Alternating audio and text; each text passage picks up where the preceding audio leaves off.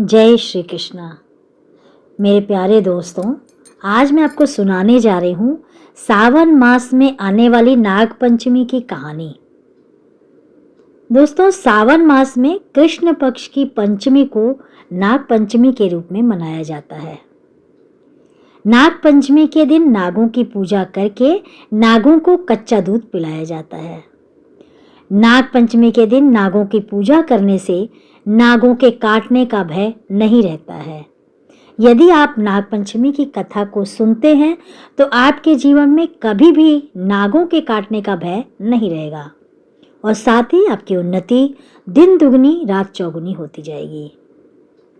यदि आप हमारे YouTube चैनल पे नए हैं तो ज़रूर सब्सक्राइब करिएगा, बेल आइकॉन को प्रेस करिएगा ताकि नोटिफिकेशन आप तक जल्दी से जल्दी पहुंच सके। तो चलिए सुनाती हूँ। एक बार एक सेठ जी थे। उनके 7 पुत्र और 7 पुत्र वधुएं थीं, जिनमें सबसे छोटी बहू बहुत समझदार और सुशील थी, परंतु उसके कोई भाई नहीं था।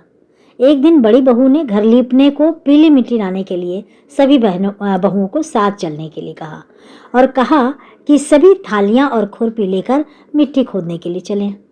और सभी एक जगह पहुंची और मिट्टी खोदने लगी। तभी वहां एक सर्प निकला, जिसे बड़ी बहू खुरपी से मारने लगी। यह देखकर छोटी बहू ने उसे रोकते हुए कहा, मत मारो, यह तो बेचारा निरपराध है। यह सुनकर बड़ी बहू ने उसे नहीं मारा।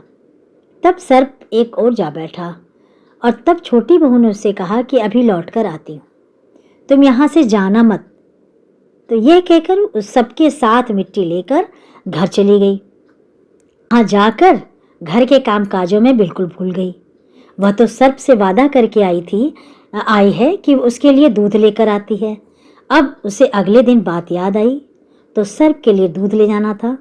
तभी उसने दूध उठाया और सर्प को दूध पिलाने के लिए चल पड़ी।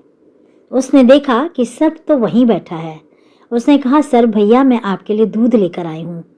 तब सर्प कहने लगा, तू भैया कह चुकी है इसलिए तुझे छोड़ देता हूँ, नहीं तो तूने मेरे साथ झूठा वादा किया। मैंने तो तुझे अभी इस समय डस लेना था। वह बोली, भैया मुझसे भूल हो गई, उसकी क्षमा मांगती हूँ। तब सर्प बोला, अच्छा, तू आज से मेरी बहन हुई और मैं हुआ तेरा भाई। तुझे तो मांगना हो, जो मांगना हो वो मांग लो। बोली, भैया मेरा कोई नहीं है, अच्छा हुआ जो तू आज मेरा भाई बन गया। कुछ दिन बीत गया, सावन का महीना आया और सेठ की सभी बहुएं अर्थात सेठ की 6 बहुओं के भाई उन्हें लेने आए, क्योंकि एक रीत है कि सावन के महीने में सभी बहुएं अपने मायके जाती हैं। अब छोटी बहू बेचारी रोने लगी क्योंकि उसके कोई भाई नहीं था।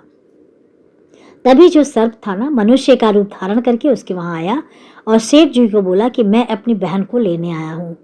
तब सेठ जी बोले कि उसके लिए तो कोई भाई नहीं है, छोटी बहू के तो। तब उसने कहा, मैं इसका दूर के रिश्ते में भाई हूँ, बचपन में ही बाहर चला गया था। उसके विश्वास दिलाने पर घर के लोगों ने छोटी बहू को उसके साथ भेज दिया। उसने मार्ग में बताया कि मैं वही सर्प हूँ, इसीलिए तो डरना नहीं, जहाँ चलने में कठिनाई हो वहाँ मेरी पूंछ पकड़ लेना। उसके कहे अनुसार ही उसने किया। सर्प देवता के नाग लोक में पहुंच गए। सर्प देवता के नाग लोक में पहुंच गए। वहां के धन ऐश्वर्य को देखकर छोटी बहू बहुत हैरान हो गई। एक दिन सर्प की माता ने उससे कहा, मैं किसी काम से बाहर जा रही हूँ, तो अपने भाई को ठंडा दूध पिला देना। उसे यह बात ध्यान नहीं रही और उसने गरम गरम दूध पिलाया। उसका मुख बेतरह से जल गया। यह देखकर सर्प की माता बहुत क्रोधित हुई, परंतु सर्प के समझाने पर शांत हो गई। तब सर्प ने कहा कि बहन को अब उसके घर भेज देना चाहिए। तब सर्प और उसके पिता ने उसे बहुत सा सोना, चांदी, जवाहरात, वस्त्र, आभूषण देकर घर पहुंचा दिया। और इतना ढेर सारा धन देखकर बड़ी बहू ने ईर्ष्या से कहा कि भाई तू तो बड़ा धनवान है, तुझे तो और भी धन लेना चाहिए। सर्प ने वचन सुना और सब वस्तुएं सोने की लाकर दे दी। यह देखकर बड़ी बहू ने कहा, इन्हें झाड़ने की झाड़ू भी सोने की होनी चाहिए। तो सर्प ने झाड़ू भी सोने की लाकर रख दी। सर्प ने छोटी बहू को हीरा मणि का मिला हुआ एक अद्भुत हार भी दिया था।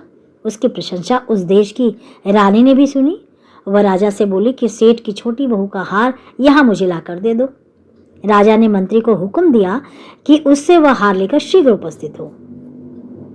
मंत्री ने सेठ जी से जाकर कहा कि महारानी जी, छोटी बहू को हार जो पहनी है उनको लेकर आप चलिए, यह लेकर मुझे दे दो, या तो जो पहनी है वो मुझे दे दो। सेठ जी ने डर के कारण छोटी बहू से हार मंगाकर दे दिया।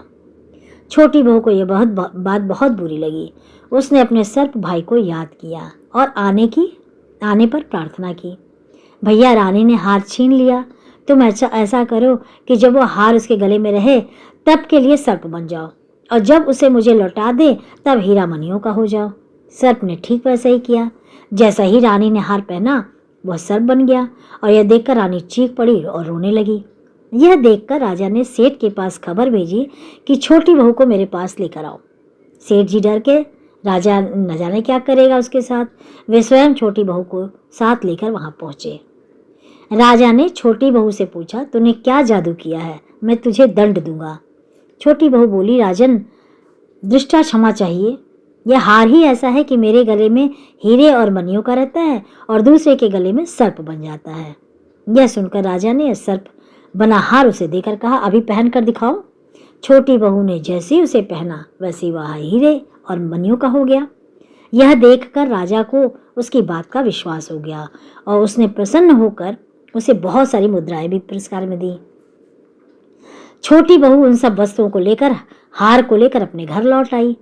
उसके धन को देखकर बड़ी बहू ने ईर्ष्या के कारण उसके पति को सिखाया कि छोटी बहू के पास कहीं से धन आया है। यह सुनकर उसके पति ने अपनी पत्नी को बुलाकर कहा, ठीक ठीक बता दे, यह धन तुझे कौन देता है। तब वह सर्प को याद करने लगी।